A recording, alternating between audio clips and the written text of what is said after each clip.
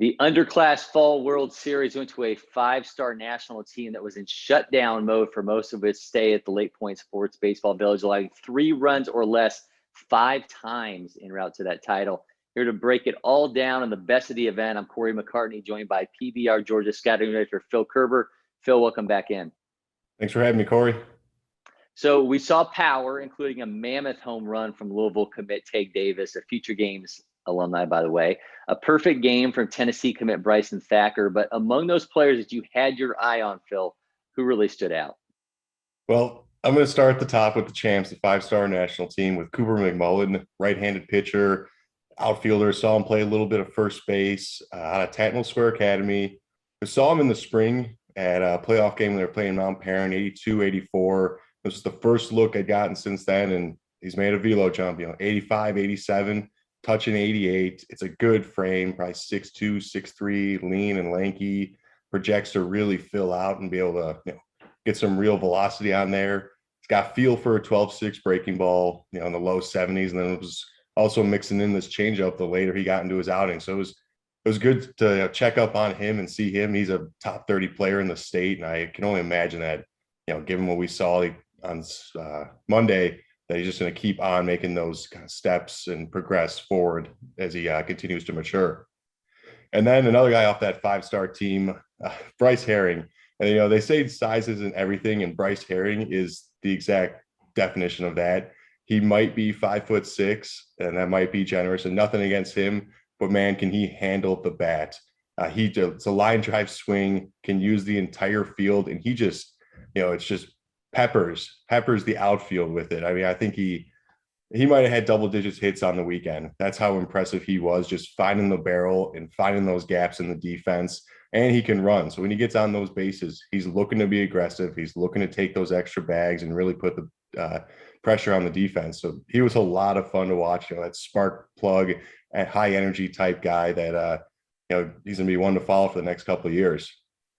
And then moving on to the Texas Rangers scout team, the number 1 2024 in Georgia, Drew Sofield, left-handed pitcher, was dominant. 88, 91, had this slider, cutter, something that I hadn't seen before, and maybe I was being deceived. Maybe it was his changeup that he was cutting or something like that, but he was throwing it 81, 84, and more than 50% of the time he was throwing that little cutter, whatever that was in there, and he was throwing it for strikes.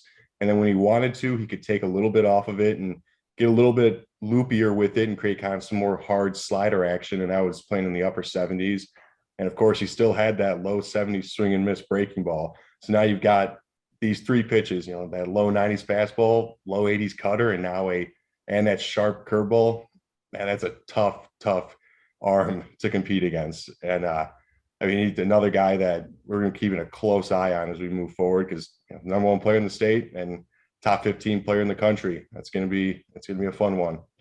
And then you mentioned him, Bryson Thacker. Just, what can you say? 86, 88, touching a 90, and he can just spin it. Just absolutely aggressive with that breaking ball at 75, 78. When he lets it go, he really gets into it, and it's a swing and miss pitch. Absolutely. Just comes flying across that plate, can get it in on the hands of right-handed hitters, and can also throw at the front leg of left-handed hitters. So his feel for that is great, and it's a lot of fun to watch him work with that pitch. And then finally, a guy that blew up after the Future Games, shortstop Rustan Rigdon out of Metter High School. Game on. What can you not say about him? He was just incredible across the board. The game comes so easily to him. It's like everything is in slow motion. Switch hitter from the left or the right side. It's that same approach, the same line drive swing that, another guy that can use the entire field. And once he starts filling out, and he has, we compared to 2 months ago when we saw him, looks an inch or 2 taller, looks like he added a little bit of weight. So the power at the plate will be coming as he continues to mature. But right now, it's just that skill set is really advanced for the class. And not to mention, he gets on the mound and is 84, 85, picked up 2 saves in one day. What can't he do, really? That's the question at this point. Well, certainly some exciting talent, and like all of our events at LakePoint Sports, if you want to go back and rewatch it, you can do that with LakePoint Live, powered by PlaySide. So get over to LakePointSports.com. You get all the details there. And you probably should already be doing this, but if you're not, go and hammer that follow button on Phil Kerber PBR or PBR Georgia on Twitter. We've got everything covered happening at LakePoint Sports in the Baseball Village. So Phil, as always, man, appreciate you dropping some knowledge on us. Thanks for having me, Cory.